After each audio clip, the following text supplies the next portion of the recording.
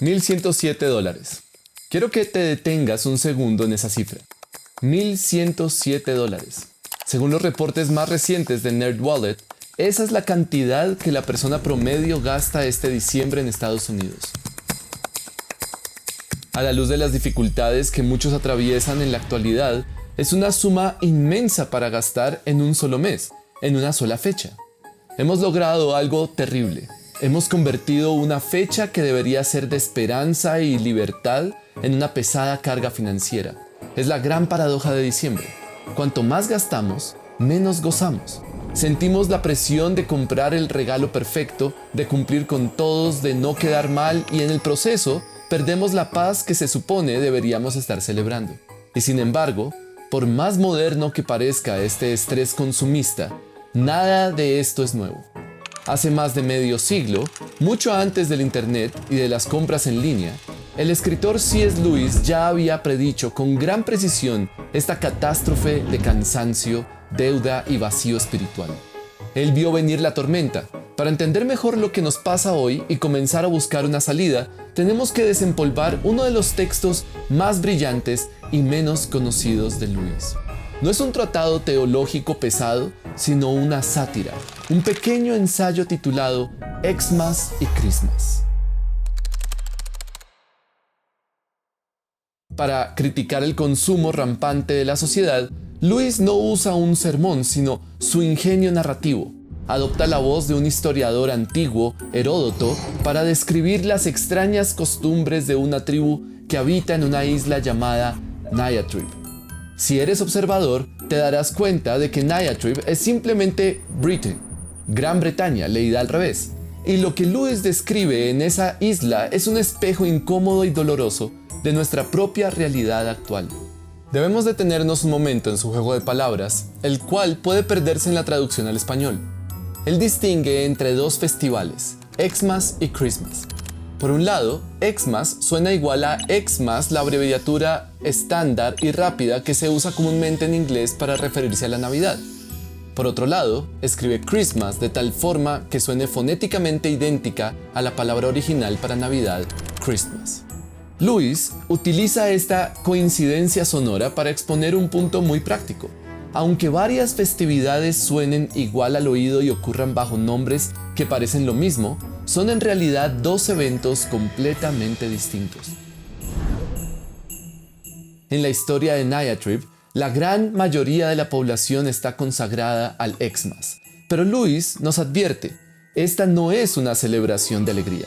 De hecho, la describe como una temporada de sufrimiento. Los habitantes se someten a un periodo de 50 días de preparación agonizante al que llaman la fiebre de Xmas. Lewis describe la escena con un lenguaje casi bélico. Dice que las calles se vuelven intransitables, atestadas de carruajes que bloquean el paso, mientras que una niebla oscura y fría envuelve la ciudad. Durante ese tiempo, los ciudadanos, con los rostros pálidos y ojerosos por la falta de sueño, se ven obligados por la presión social a comprar regalos, precipitándose de tienda en tienda, cargando paquetes pesados, empujándose unos a otros y luchando contra el agotamiento físico más severo.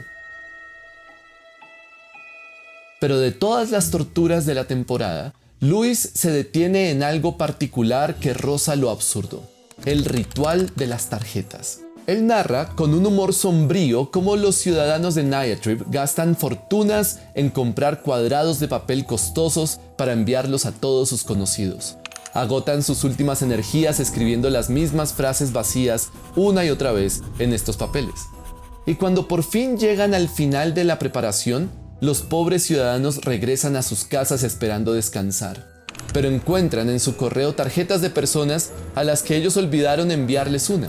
Esto provoca gemidos y desesperación, obligándolos a ponerse de nuevo las botas, salir al frío y a la multitud y comprar otro cuadrado de papel para reparar la ofensa social.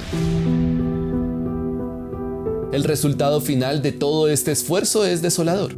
Lewis cuenta que el propio día del festival, la mayoría de los ciudadanos están tan agotados física y mentalmente por la fiebre que apenas pueden levantarse de la cama antes del mediodía. pasan el día sumidos en un estupor de cansancio, pareciendo más sobrevivientes de una larga enfermedad o de una batalla perdida que celebrantes de una fiesta. ¿Se parece esto en algo a la realidad de nuestra época? Debe llamarnos la atención esa poderosa imagen del cansancio. Lo que mueve a la persona a comprar no es la alegría de compartir, sino la presión social de quedar bien, y eso los agota para pensar en cosas más importantes. Sin embargo, el historiador de Lewis nota algo extraño. En la misma isla existe una pequeña minoría que no participa en la fiebre. Son pocos, pero no se dejan llevar por la fiebre de Xmas. Son los que celebran el Christmas. Estos nayatirbanos se levantan temprano con rostros radiantes para asistir a una fiesta sagrada y celebrar un misterio antiguo, ajenos a la melancolía de sus compatriotas. Mientras que los devotos de Xmas yacen en sus camas hasta el mediodía, recuperándose de la extenuación física de la temporada, los seguidores de Christmas se reúnen frescos y vigorosos. Para ellos, el día no marca el final de una tortuosa maratón de obligaciones, sino el punto culminante de una alegría genuina. Este grupo se congrega para compartir un banquete y vino, conversando animadamente, completamente libres de la ansiedad por el intercambio. Lo más incomprensible para el narrador es que esta minoría parece haber escapado ilesa de la fiebre. Al no someterse al ritual de los cuadrados de papel ni a la compra compulsiva de ofrendas, han logrado lo imposible en Nayatrib: llegar al día festivo con su espíritu y sus ahorros intactos. El vacío que deja el Xmas, ese cansancio del alma tras haber gastado todo, es la confirmación empírica de que el materialismo es un Dios incapaz de satisfacer. Nos promete felicidad, pero nos cobra con vida. Pero entonces, ¿de qué se trata realmente Christmas? ¿Cuál es esa realidad superior que le daba energía a aquellos pocos de rostros radiantes? Sabemos que es el nacimiento de Jesús, claro está, pero si no captamos la radicalidad de este evento, lo terminaremos convirtiendo en una inofensiva tradición. Vayamos entonces a otro ensayo profundo de Lewis. Este se titula El Gran Milagro. Hoy, el mundo nos dice que la religión es solo un sedante, una historia bonita para tapar la fealdad del mundo y fingir que todo está bien. Nos dicen que la encarnación es una fantasía para niños, pero Lewis argumenta lo contrario en su ensayo. Si miramos el universo sin Dios, lo que vemos es aterrador. Es un mundo lleno de guerras, de enfermedades, de injusticia, un mundo que parece, en sus propias palabras, territorio ocupado por el enemigo. La naturaleza es cruel, la historia es sangrienta y el sufrimiento parece no tener fin. La pregunta que nos atormenta es, ¿cómo tiene sentido todo este caos si fuimos creados por un Dios bondadoso? Aquí está la clave de todo. La encarnación no es un escape de esa realidad oscura. Al contrario, es la pieza central, el capítulo perdido que le da sentido a todo el resto del libro. Sin la encarnación, la historia de la humanidad parece una tragedia absurda y cruel, pero cuando insertamos este evento, el hecho de que el autor de la historia decidió entrar en ella, de repente el rompecabezas encaja. Entendemos que el dolor no es el final, sino el escenario de una batalla. La encarnación nos revela que Dios no está ignorando el mal desde una distancia segura.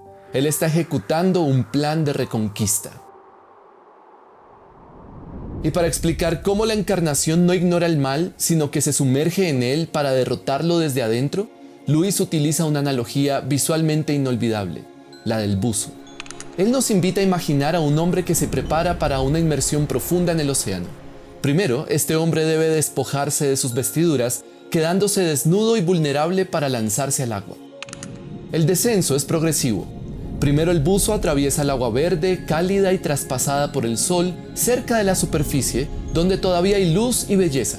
Pero su misión lo obliga a bajar más.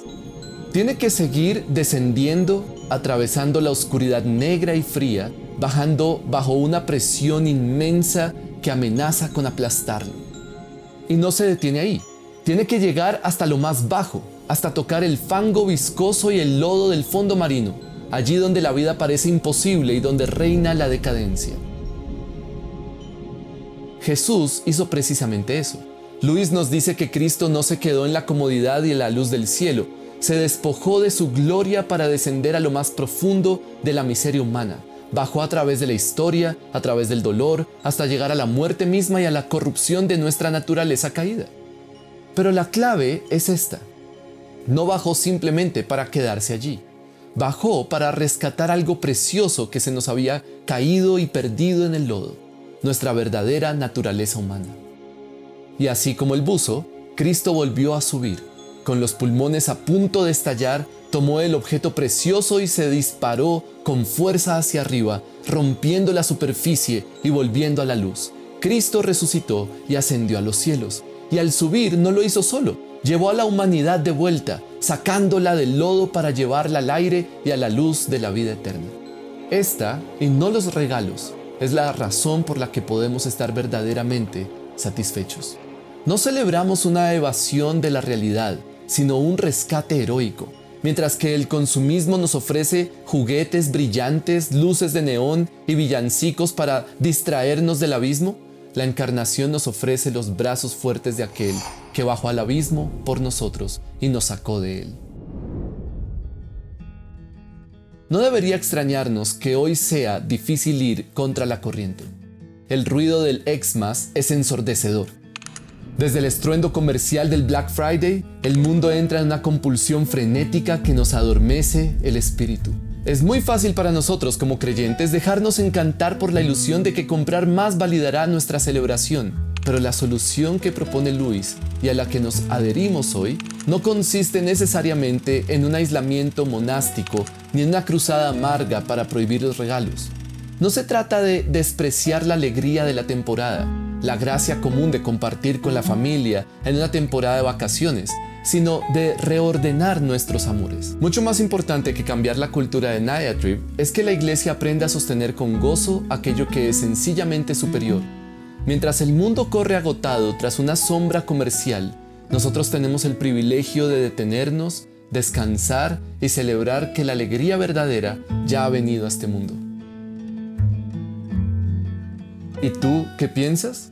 Al mirar tu agenda y tu cuenta bancaria en diciembre, ¿sientes que estás sobreviviendo a la fiebre de Xmas o celebrando el misterio de Christmas? ¿Es posible recuperar el sentido del asombro de una cultura diseñada para la distracción constante y el consumo masivo? Y finalmente, ¿cómo puede la iglesia hoy resistir la tentación de convertir la Navidad en obligación social más para volver a ofrecerla como lo que realmente es, el único descanso verdadero para un mundo profundamente agotado?